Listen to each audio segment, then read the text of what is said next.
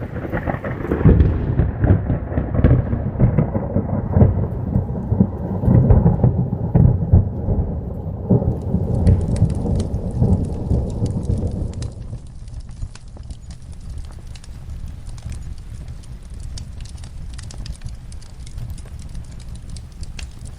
Safety Match by Anton Chekhov.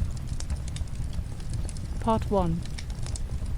On the morning of October 6, 1885, in the office of Inspector of Police of the 2nd Division of S District, there appeared a respectably dressed young man who announced that his master, Marcus Ivanovich Klausov, a retired officer of the Horse Guards, separated from his wife, had been murdered. While making this announcement, the young man was white and terribly agitated. His hands trembled and his eyes were full of terror. "Whom have I the honor of addressing?" asked the inspector. "Psychov, Lieutenant Klausov's agent, agriculturist and mechanician." The inspector and his deputy, on visiting the scene of the occurrence in company with Psychov, found the following. Near the wing in which Klausov had lived was gathered a dense crowd. The news of the murder had sped swift as lightning through the neighborhood, and the peasantry, thanks to the fact that the day was a holiday, had hurried together from all the neighboring villages. There was much commotion and talk. Here and there, pale, tear-stained faces were seen. The door of Klausov's bedroom was found locked. The key was inside. "It is quite clear that the scoundrels got in by the window," said Psychov, as they examined the door.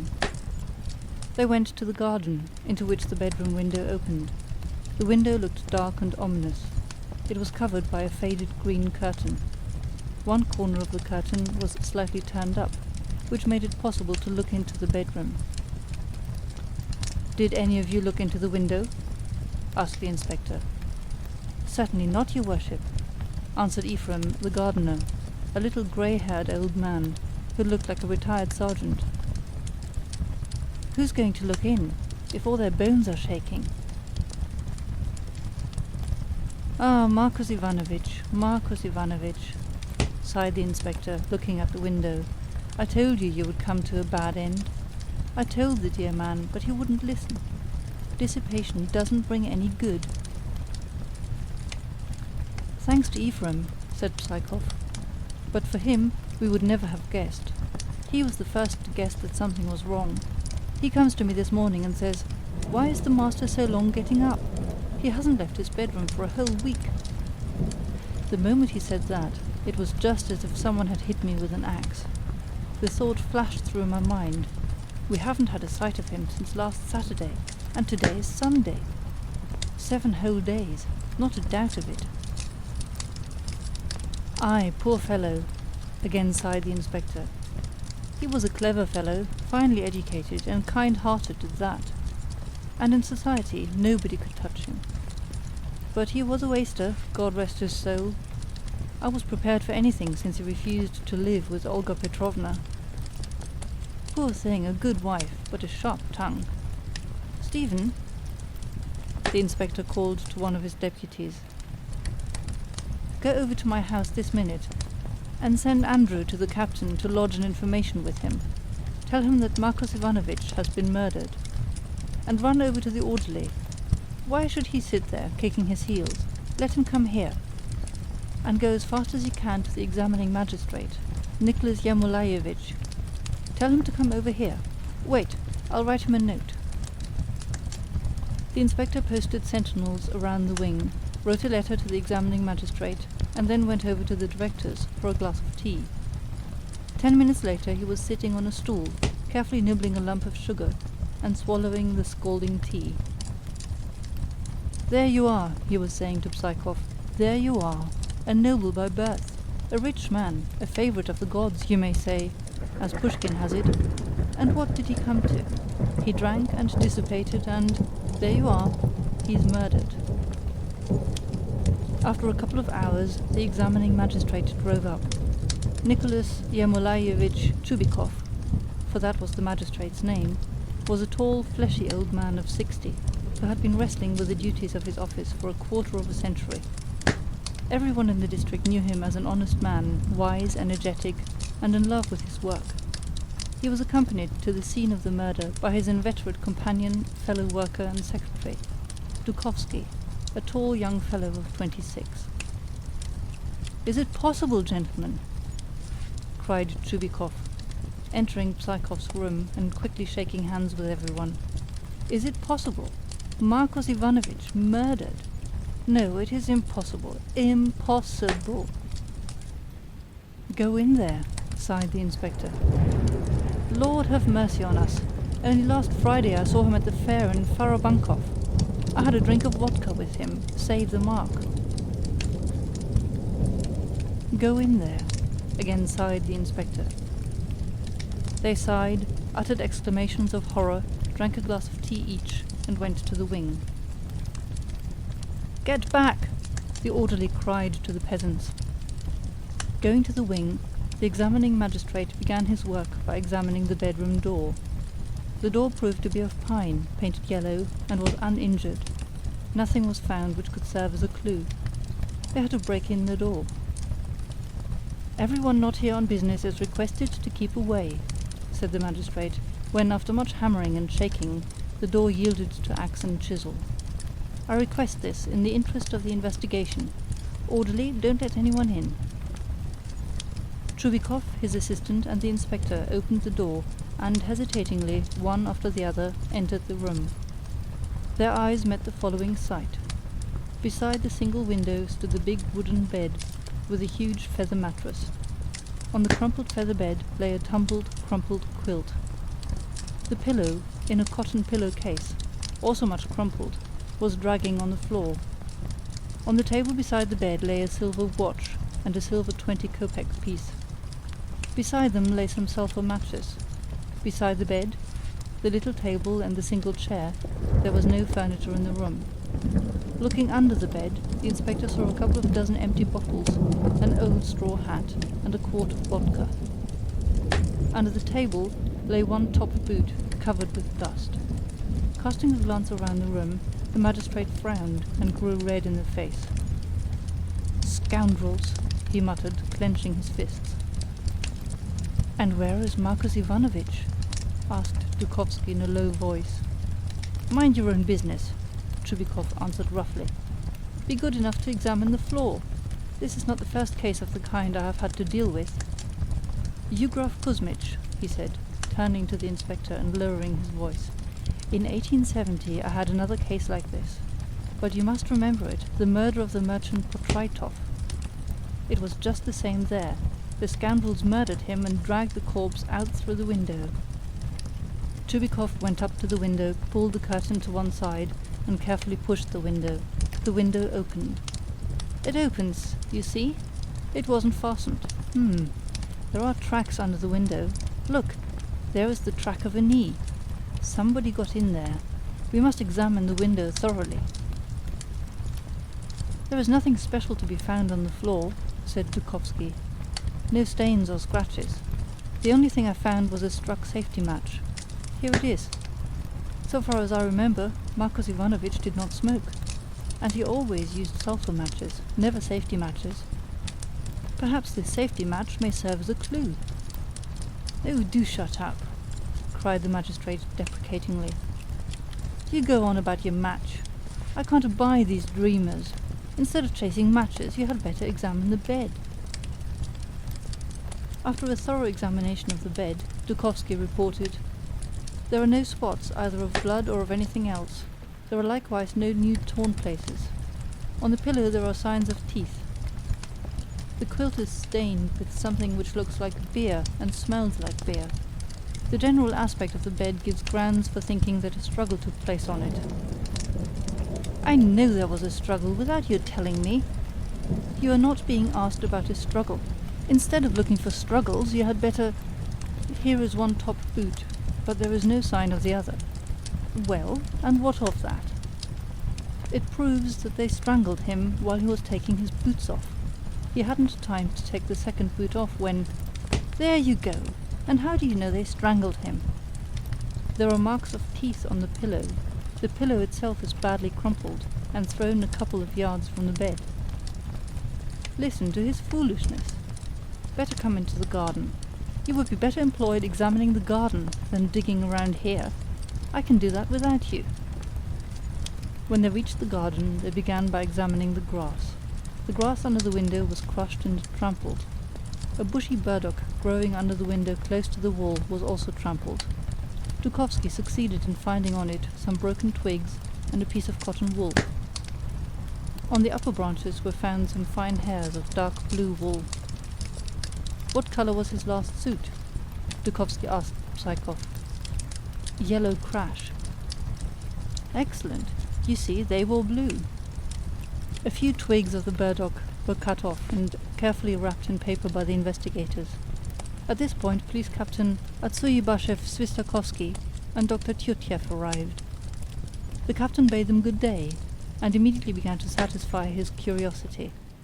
The doctor, a tall, very lean man with dull eyes, a long nose and a pointed chin, without greeting anyone or asking about anything, sat down on a log, sighed, and began, "The Servians are at war again. What in heaven's name can they want now? Austria, it's all you're doing." The examination of the window from the outside did not supply any conclusive data. The examination of the grass and the bushes nearest to the window yielded a series of useful clues. For example, Dukovsky succeeded in discovering a long dark streak made up of spots on the grass, which led some distance into the center of the garden. The streak ended under one of the lilac bushes, in a dark brown stain. Under this same lilac bush was found the top boot, which turned out to be the fellow of the boot already found in the bedroom. "That is a blood stain made some time ago," said Dukovsky, examining the spot. At the word blood, the doctor rose, and going over lazily, looked at the spot. "Yes, it is blood," he muttered. "That shows he wasn't strangled, if there was blood," said Chubikov, looking sarcastically at Dukovsky. "They strangled him in the bedroom, and here, fearing he might come round again, they struck him a blow with some sharp-pointed instrument. The stain under the bush proves that he lay there a considerable time, while they were looking about for some way of carrying him out of the garden." "Well, and how about the boot?" "The boot confirms completely my idea that they murdered him while he was taking his boots off before going to bed. He had already taken off one boot, and the other, this one here, he had only had time to take half off. The half-off boot came off of itself, while the body was dragged over and fell." "There's a lively imagination for you," laughed Chubikov. "He goes on and on like that. When will you learn enough to drop your deductions? Instead of arguing and deducing, it would be much better if you took some of the blood-stained grass for analysis." When they had finished their examination and drawn a plan of the locality, the investigators went to the director's office to write their report and have breakfast. While they were breakfasting, they went on talking. "The watch, the money, and so on, all untouched," Chubikov began, leading off the talk, "show as clearly as 2 and 2 are 4 that the murder was not committed for the purpose of robbery." "The murder was committed by an educated man," insisted Dukovsky. "What evidence have you of that?" "The safety match proves that to me, for the peasants hereabouts are not yet acquainted with safety matches. Only the landowners use them, and by no means all of them. And it is evident that there was not one murderer, but at least 3. 2 held him, while 1 killed him. Klasov was strong, and the murderers must have known it. What good would his strength be, supposing he was asleep? The murderers came on him while he was taking off his boots. If he was taking off his boots, that proves he wasn't asleep." "Stop inventing your deductions. Better eat." "In my opinion, your worship," said the gardener Ephraim, setting the samovar on the table, "it was nobody but Nicholas who did this dirty trick." "Quite possible," said Psychov. "And who is Nicholas?" "The master's valet, your worship," answered Ephraim. "Who else could it be? He is a rascal, your worship. He is a drunkard and a blackguard, the like of which heaven should not permit. He always took the master his vodka, and put the master to bed. Who else could it be? And I also venture to point out to your worship, he once boasted at the public house that he would kill the master, It happened on account of Aquilina, the woman, you know. He was making up to a soldier's widow. She pleased the master. The master made friends with her himself, and Nicholas, naturally, he was mad. He is rolling about drunk in the kitchen now. He is crying and telling lies, saying he is sorry for the master. The examining magistrate ordered Nicholas to be brought. Nicholas, a lanky young fellow, with a long freckled nose, narrow-chested, and wearing an old jacket of his master's, entered Psychov's room, and bowed low before the magistrate. His face was sleepy and tear-stained. He was tipsy and could hardly keep his feet. "Where is your master?" Chubikov asked him. "Murdered, your worship." As he said this, Nicholas blinked and began to weep. "We know he was murdered. But where is he now? Where is his body?" "They say he was dragged out of the window and buried in the garden." The results of the investigation are known in the kitchen already. That's bad. Where were you, my good fellow, the night the master was murdered? Saturday night, that is."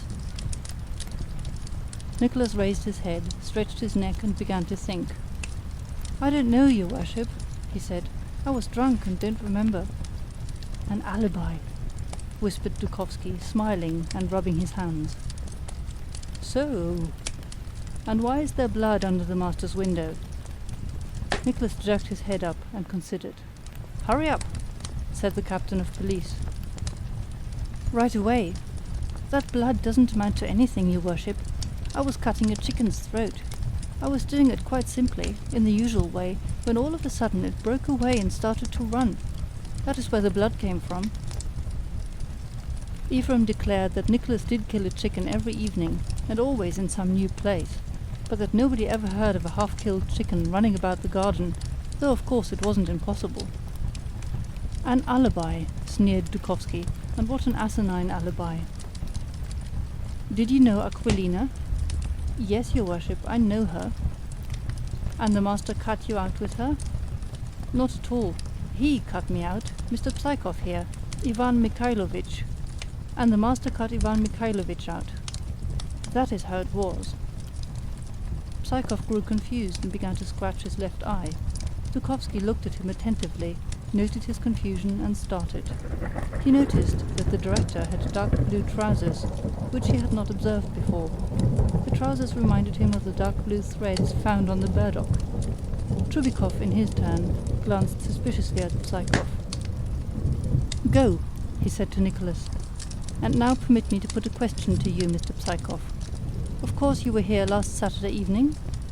"Yes, I had supper with Marcos Ivanovich about 10 o'clock." "And afterwards?" Afterwards... Really, I do not remember," stammered Psychov. "I had a good deal to drink at supper. I don't remember when or where I went to sleep. Why are you all looking at me like that, as if I was the murderer?" "Where were you when you woke up?" "I was in the servants' kitchen, lying behind the stove. They can all confirm it. How I got behind the stove, I don't know. Do not get agitated. Do you know Aquilina?" "There's nothing extraordinary about that." "She first liked you and then preferred Klausov?" "Yes." "Ephraim, give us some more mushrooms. Do you want some more tea, Yugrov Kuzmich?" A heavy oppressive silence began and lasted fully 5 minutes. Dukovsky silently kept his piercing eyes fixed on Psychov's pale face. The silence was finally broken by the examining magistrate. "We must go to the house and talk with Maria Ivanovna, the sister of the deceased. Perhaps she may be able to supply some clues." Chubikov and his assistant expressed their thanks for the breakfast and went toward the house.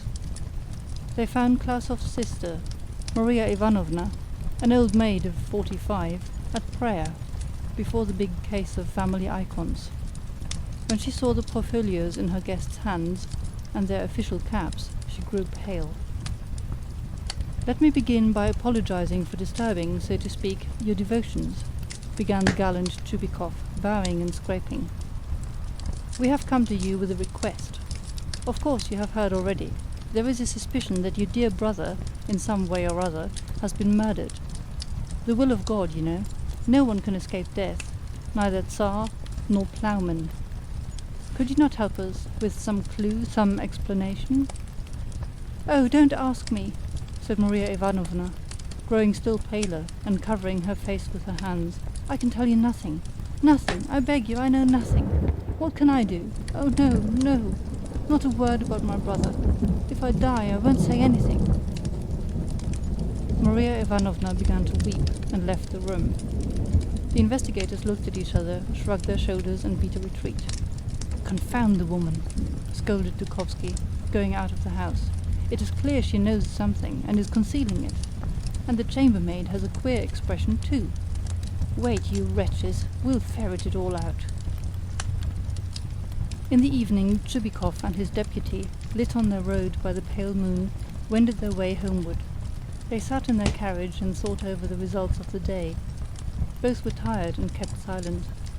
Chubikov was always unwilling to talk while travelling, and the talkative Dukovsky remained silent, to fall in with the elder man's humour.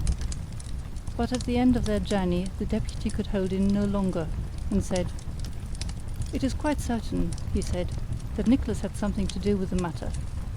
Non dubitandum est. You can see by his face what sort of a case he is. His alibi betrays him, body and bones. But it is also certain that he did not see the thing going. He was only the stupid hired tool. Do you agree? And the humble Psychov was not without some slight share in the matter. His dark blue breeches, his agitation, his lying behind the stove in terror after the murder, his alibi, and Aquilina. Grind away, Emilian, it's your week. So, according to you, whoever knew Aquilina is the murderer? Hothead. You ought to be sucking a bottle and not handling affairs. You were one of Aquilina's admirers yourself. Does it follow that you are implicated too? Aquilina was cook in your house for a month. I am saying nothing about that. The night before that Saturday I was playing cards with you, and saw you, otherwise I should be after you too. It isn't the woman that matters, old chap. It is the mean, nasty, low spirit of jealousy that matters. The retiring young man was not pleased when they got the better of him, you see. His vanity, don't you see? He wanted revenge. Then those thick lips of his suggest passion. So there you have it. Wounded self-love and passion. That is quite enough motive for a murder. We have two of them in our hands, but who is the third? Nicholas and Psychov held him, but who smothered him? Psychov is shy, timid, an all-round coward. And Nicholas would not know how to smother with a pillow. His sort use an axe or a club. Some third person did the smothering, but who was it? Dukovsky crammed his hand down over his eyes and pondered. He remained silent until the carriage rolled up to the magistrate's door. "Eureka!" he said, entering the little house and throwing off his overcoat. "Eureka, Nicholas Yermolaevich. The only thing I can't understand is how it did not occur to me sooner. Do you know who the third person was?" "Oh, for goodness sake, shut up. There is supper. Sit down to your evening meal." The magistrate and Dukovsky sat down to supper. Dukovsky poured himself out a glass of vodka, rose, drew himself up, and said with sparkling eyes, "Well, learn that the third person, who acted in concert with that scoundrel Psychov and did the smothering, was a woman. Yes, I mean the murdered man's sister, Maria Ivanovna." Chubikov choked over his vodka and fixed his eyes on Dukovsky. "You aren't, what's its name? Your head isn't, what do you call it? You haven't a pain in it?" "I am perfectly well." "Very well, let us say I am crazy. But how do you explain her confusion when we appeared? How do you explain her unwillingness to give us any information? Let us admit that these are trifles. Very well, all right. But remember their relations. She detested her brother. She never forgave him for living apart from his wife. She is of the old faith, while in her eyes he is a godless profligate. There is where the germ of her hate was hatched. They say he succeeded in making her believe that he was an angel of Satan. He even went in for spiritualism in her presence. Well, what of that? You don't understand?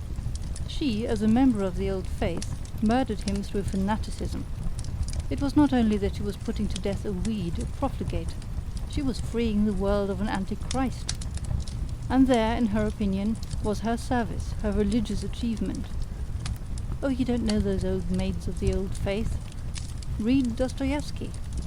And what does Lyskov say about them, or Pechersky? It was she, and nobody else, even if you cut me open. She smothered him. Oh, treacherous woman. Wasn't that the reason why she was kneeling before the icons when we came in? Just to take our attention away? Let me kneel down and pray, she said to herself, and they will think I am tranquil and did not expect them. That is the plan of all novices in crime. Nicholas Yermolaevich, old pal. My dear old man, won't you entrust this business to me? Let me personally bring it through. Friend, I began it, and I will finish it. Chubikov shook his head and frowned. We know how to manage difficult matters ourselves, he said, and your business is not to push yourself in where you don't belong. Write from dictation when you are dictated to. That is your job. Dukovsky flared up, banged the door, and disappeared. Clever rascal, muttered Chubikov, glancing after him. Awfully clever, but too much of a hothead. I must buy him a cigar case at the fair, as a present. The next day, early in the morning, a young man with a big head and a pursed-up mouth, who came from Klasov's place, was introduced to the magistrate's office. He said he was the shepherd Daniel, and brought a very interesting piece of information. I was a bit drunk, he said. I was with my pal till midnight. On my way home, as I was drunk, I went into the river for a bath. I was taking a bath when I looked up. 2 men were walking along the dam, carrying something black.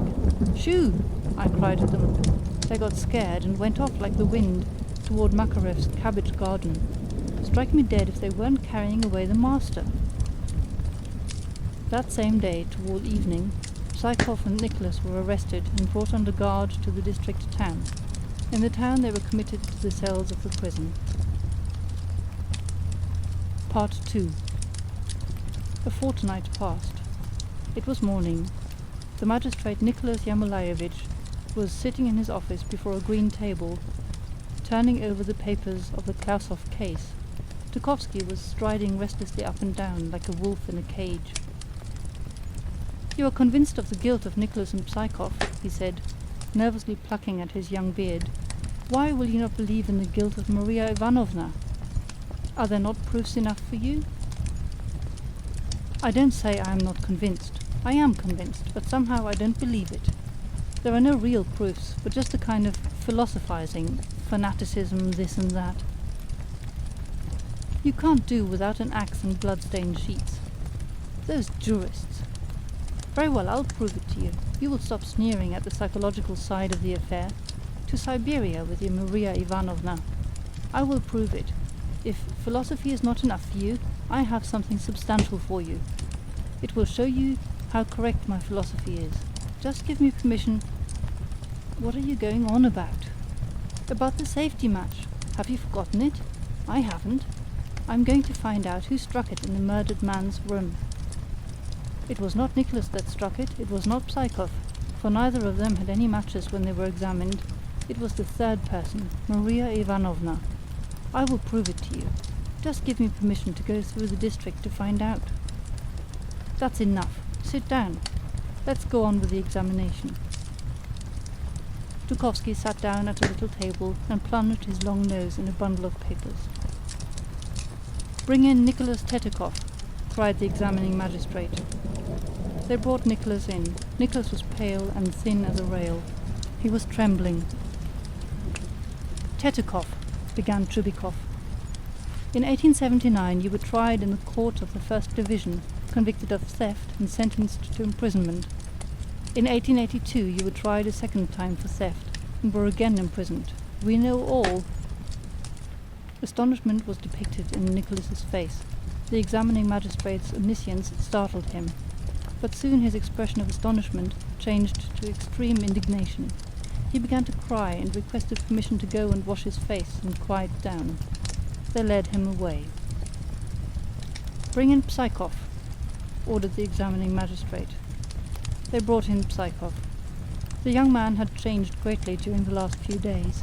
He had grown thin and pale and looked haggard. His eyes had an apathetic expression. Sit down, Psychov, said Chubikov. I hope that today you are going to be reasonable and will not tell lies as you did before. All these days you have denied that you had anything to do with the murder of Klausoff, in spite of all the proofs that testify against you. That is foolish. Confession will lighten your guilt. This is the last time I'm going to talk to you. If you do not confess today, tomorrow it will be too late. Come, tell me all. I know nothing about it. I know nothing about your proofs, answered Psychov almost inaudibly. It's no use. Well, let me relate to you how the matter took place. On Saturday evening you were sitting in Klausoff's sleeping room and drinking vodka and beer with him. Dukovsky fixed his eyes on Psychov's face and kept them there all through the examination. Nicholas was waiting on you. At 1 o'clock, Marcos Ivanovich announced his intention of going to bed. He always went to bed at 1 o'clock. When he was taking off his boots and was giving you directions about details of management, you and Nicholas, at a given signal, seized your drunken master and threw him on the bed. One of you sat on his legs, the other on his head. Then a third person came in from the passage, a woman in a black dress, whom you know well, and who had previously arranged with you as to her share in your criminal deed. She seized a pillow and began to smother him. While the struggle was going on, the candle went out. The woman took a box of safety matches from her pocket and lit the candle. Was it not so? I see by your face that I am speaking the truth. But to go on, after you had smothered him and saw that he had ceased breathing, you and Nicholas pulled him through the window and laid him down near the burdock. Fearing that he might come round again, you struck him with something sharp. Then you carried him away and laid him down under a lilac bush for a short time. After resting a while and considering, you carried him across the fence. Then you entered the road. After that comes the dam. Near the dam, a peasant frightened you. Well, what is the matter with you? I am suffocating, replied Psychov. Very well, have it so. Only let me go out, please. They led Psychov away. At last, he has confessed, cried Chubikov, stretching himself luxuriously. He has betrayed himself. And didn't I get round him cleverly? Regularly caught him napping. And he doesn't deny the woman in the black dress, exulted Dukovsky. But all the same, that safety match is tormenting me frightfully. I can't stand it any longer. Goodbye. I am off. Dukovsky put on his cap and drove off. Chubikov began to examine Aquilina. Aquilina declared that she knew nothing whatever about it. At 6 that evening, Dukovsky returned. He was more agitated than he had ever been before. His hands trembled so that he could not even unbutton his greatcoat. His cheeks glowed. It was clear that he did not come empty-handed. Veni vidi vici, he cried, rushing into Chubikov's room and falling into an armchair. I swear to you on my honor, I begin to believe that I am a genius. Listen, devil take us all. It is funny and it is sad. We have caught 3 already, isn't that so? Well, I have found the 4th, and a woman at that. You will never believe who it is. But listen, I went to Klausoff's village and began to make a spiral round it. I visited all the little shops, public houses, dram shops on the road, everywhere asking for safety matches. Everywhere they said they hadn't any. I made a wide round. 20 times I lost faith, and 20 times I got back again. I knocked about the whole day, and only an hour ago I got on the track, 3 versts from here. They gave me a packet of 10 boxes. 1 box was missing. Immediately, who bought the other box? Such a one. She was pleased with them. Old man, Nicholas Yermolaevich. See what a fellow who was expelled from the seminary and who has read Garborio can do. From today on I begin to respect myself. Oof, well, come. Come where? To her, to number 4. We must hurry, otherwise I'll burst with impatience. Do you know who she is? You'll never guess. Olga Petrovna. Marcus Ivanovich's wife. His own wife. That's who it is. She is the person who bought the matchbox. You are out of your mind. It's quite simple. To begin with, she smokes. Secondly, she was head and ears in love with Klausoff, even after he refused to live in the same house with her, because she was always scolding his head off. Why, they say she used to beat him because she loved him so much. And then he positively refused to stay in the same house. Love turned sour. Hell hath no fury like the woman scorned. But come along, quick, or it will be dark. Come! I am not yet sufficiently crazy to go and disturb a respectable, honourable woman in the middle of the night for a crazy boy. Respectable, honourable. Do honourable women murder their husbands?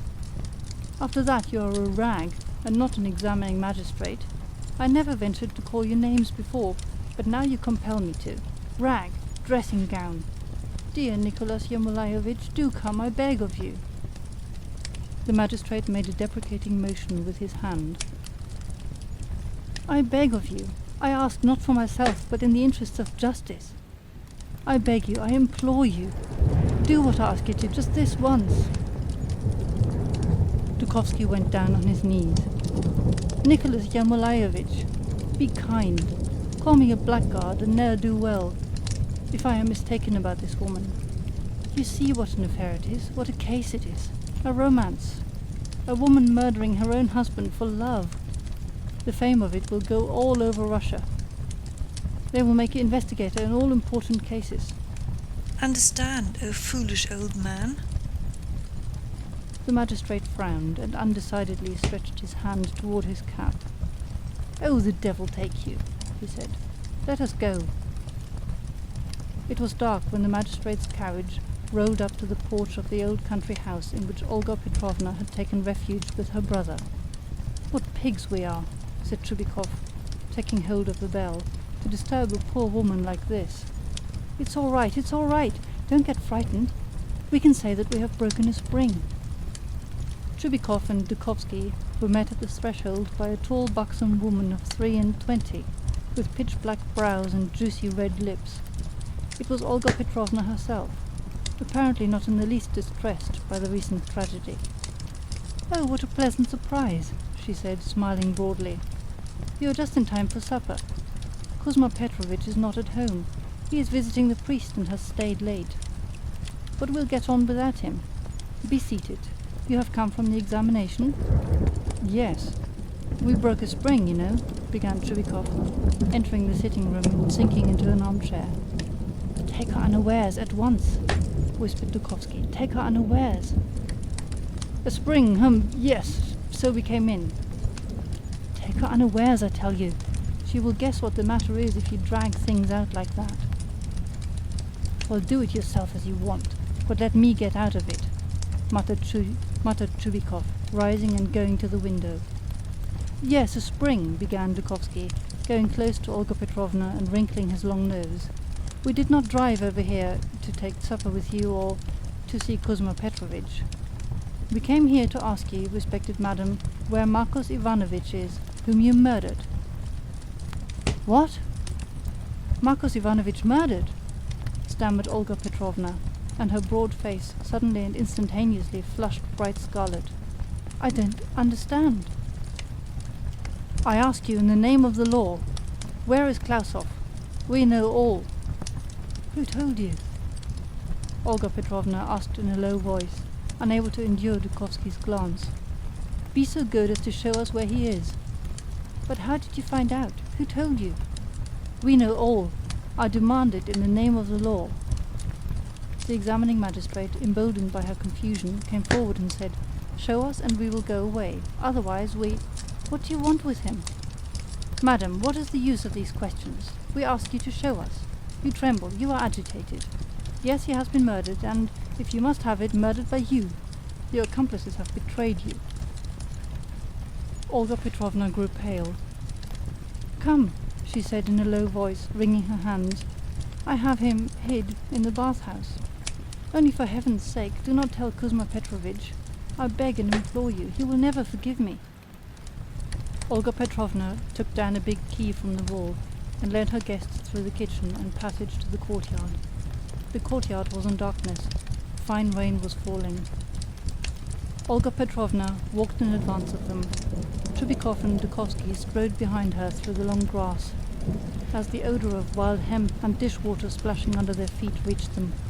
The courtyard was wide. Soon the dishwater ceased, and they felt freshly broken earth under their feet. In the darkness appeared the shadowy outlines of trees, and among the trees a little house with a crooked chimney. That is the bathhouse, said Olga Petrovna, But I implore you, do not tell my brother. If you do, I'll never hear the end of it." Going up to the bathhouse, Chubikov and Dukovsky saw a huge padlock on the door. "Get your candle and matches ready," whispered the examining magistrate to his deputy. Olga Petrovna unfastened the padlock and let her guests into the bathhouse. Dukovsky struck a match and lit up the anteroom. In the middle of the anteroom stood a table. On the table, beside the sturdy little samovar, stood a soup tureen with old cabbage soup and a plate with the remnants of some sauce. "Forward!" They went into the next room, where the bath was. There was a table there also. On the table was a dish with some ham, a bottle of vodka, plates, knives, forks. "But where is it? Where is the murdered man?" asked the examining magistrate. "On the top tier," whispered Olga Petrovna, still pale and trembling. Dukovsky took the candle in his hand and climbed up to the top tier of the sweating frame. There he saw a long human body lying motionless on a large feather bed. A slight snore came from the body. "You are making fun of us, devil take it!" cried Dukovsky. "That is not the murdered man. Some live fool is lying here. Here, whoever you are, the devil take you!" The body drew in a quick breath and stirred. Dukovsky stuck his elbow into it. It raised a hand, stretched itself, and lifted its head. "Who is sneaking in here?" he asked in a hoarse, heavy bass. "What do you want?" Dukovsky raised the candle to the face of the unknown and cried out. In the red nose, dishevelled, unkempt hair, the pitch-black moustaches, one of which was jauntily twisted and pointed insolently toward the ceiling, he recognized the gallant cavalryman Klausov. "You, Marcus Ivanovich? Is it possible?" The examining magistrate glanced sharply up at him and stood spellbound. "Yes, it is I. That's you, Dukovsky? What the devil do you want here? And who's that other mug down there? Great snakes, it's the examining magistrate. What fate has brought him here?" Klausov rushed down and threw his arms round Chubikov in a cordial embrace. Olga Petrovna slipped through the door. "How did you come here? Let's have a drink, devil take it." "Tra-ta-ti-to-tum, tra-ta-ti-to-tum, let us drink." "But who brought you here? How did you find out that I was here?" "But it doesn't matter, let's have a drink." Klausov lit the lamp and poured out 3 glasses of vodka. "That is, I don't understand you," said the examining magistrate, running his hands over him. "Is this you or not you?" "Oh, shut up! You want to preach me a sermon? Don't trouble yourself. Young Dukovsky, empty your glass. Friends, let us bring this... What are you looking at? Drink!" "All the same, I do not understand," said the examining magistrate, mechanically drinking off the vodka. "What are you here for?" "Why shouldn't I be here if I am all right here?" Klausov drained his glass and took a bite of ham. "I am in captivity here, as you see, in solitude in a cavern like a ghost or a bogey. Drink. She carried me off and locked me up and... Well, I am living here in the deserted bathhouse like a hermit. I am fed. Next week I think I'll try to get out. I'm tired of it here." "Incomprehensible," said Dukovsky. "What is incomprehensible about it?" "Incomprehensible. For heaven's sake, how did your boot get into the garden?" "What boot?" "We found one boot in the sleeping room and the other in the garden." "And what do you want to know that for? It's none of your business. Why don't you drink, devil take you? If you wakened me, then drink with me. It is an interesting tale, brother, that of the boot. I didn't want to go with Olga. I don't like to be bossed. She came under the window and began to abuse me. She always was a termagant. You know what women are like, all of them. I was a bit drunk, so I took a boot and heaved it at her. Ha ha ha! Teach her not to scold another time. But it didn't, not a bit of it. She climbed in at the window, lit the lamp and began to hammer poor tipsy me. She thrashed me, dragged me over here and locked me in. She feeds me now on love, vodka and ham. But where are you off to, Chubikov? Where are you going?" The examining magistrate swore and left the bathhouse. Dukovsky followed him, crestfallen. They silently took their seats in the carriage and drove off. The road never seemed to them so long and disagreeable as it did that time. Both remained silent. Trubikov trembled with rage all the way. Dukovsky hid his nose in the collar of his overcoat, as if he was afraid that the darkness and the drizzling rain might read the shame in his face. When they reached home, the examining magistrate found Dr. Tyutyev awaiting him. The doctor was sitting at the table and, sighing deeply, was turning over the pages of the Neva. "Such goings-on there are in the world," he said, meeting the examining magistrate with a sad smile.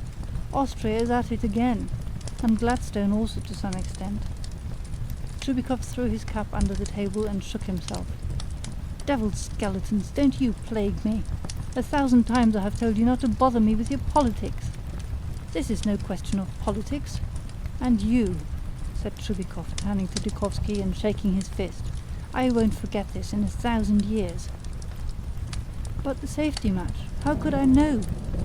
"Choke yourself with your safety match. Get out of my way. Don't make me mad, or the devil only knows what I'll do to you."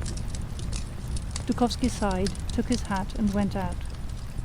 "I'll go and get drunk," he decided, going through the door and gloomily wending his way to the public house. End of The Safety Match by Anton Chekhov. Recorded by Gesine in October 2007.